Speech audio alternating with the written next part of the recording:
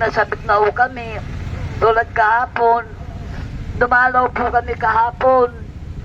Nakita niya, minamanasyo pa ako umiiyak. Kung nakalaya lang daw sana siya, meron mag-aalaga sa akin. Kaya lang wala pa rin po. Kaya po ito, pumunta po kami dito para mag-iusap sa iyo, mahal na Pangulo. At manawagan.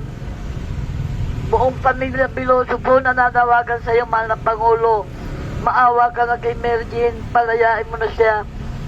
Dahil wala naman po kasalanan na aking anak, biktima lang po siya, mahal na Pangulo. Kaya sana po, bigyan na po ninyo ang hinihingi namin na clemency kay Mergin para makapiling na po namin dahil sa pakiramdam ko po. Parang hindi na po magtatagal ang buhay ko, pero gusto ko pa rin po makasama ang aking anak. Kahit sa sandali man lang po, makapiling ko man lang ang aking anak.